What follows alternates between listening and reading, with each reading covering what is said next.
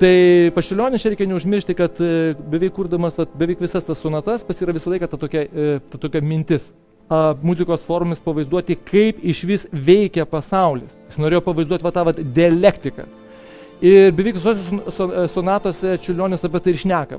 Kaip čia viskas, kaip tas Dievo ar gamtos pasaulis, kaip jis yra surestas, kaip jis yra sukaltas, kaip čia viskas yra. Pas Čiurlionį visur virš visko atsistoja ta dar viena dimensija, 5 dimensija, tai yra dvasingumas. Tai yra žmogus. Tai yra aukštesnė kažkokia esybė negu materija. Šiais laikais tai yra kažkaip labai nešiuolaikiškai skamba. Ta prasme, kažkoks turi būti čia dvasingumo žiedas. Ką tu čia šneki, reiškia? Turi būti prie tavo atlyginimo kiek nulių, tam yra svarbus dalykas, o ne ten kažkoks tai dvasingumo žiedas, ten kažkokios tai marazmai, reiškia, taip toliau. Bet kažkaip, nežinau, kuo ilgiau gyveni, tuo labiau tiki, kad taip turėtų būti. Menas nežino atsakymų. Menas negali atsakyti iš tikrųjų, bet menas tave gali, reiškia, sujaudinti. Menas turi kelti klausimus. Galėtum pasakyti, klausyk, ką tu čia tas šlykštinės, reiškia, rodai, gerai, tai kaip problemą spręsti. Bet čia visas kablys, kad spręskite jūs. Aš pradedu rėkti ir klykti. Ir tau, aišku, tai yra labai nefaina. Ko tu čia kliki, ko tu čia rėki, ką čia draskaisi, ko tu čia drapstaisi dabar, čia supranti, reiškia.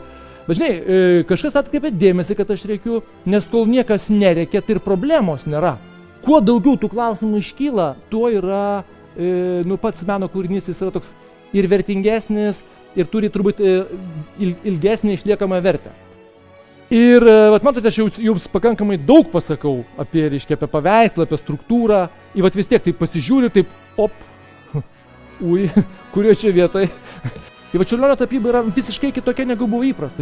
Ne taip, reiškia, tapybos darbai buvo skaitomi visą laiką. Ir dabar tau kažkoks tai ateina kažkaip bumt ir kaip čia dabar taip. Tai čia tiesiog būtų atsakymas į tai, kodėl Čiurlioniui tai buvo sunku, kalbant apie pripažinimą ir apie suvokimą jo darbų. Ar jums aišku dabar, kodėl, sakykime, čionai ta forma yra tokia, o čia ta forma yra tokia? Ir aišku, kad jums aišku, kad čia yra gimsta varpo forma. Bet ar jums aišku, kodėl šalutinė tema yra būtent tokios formos?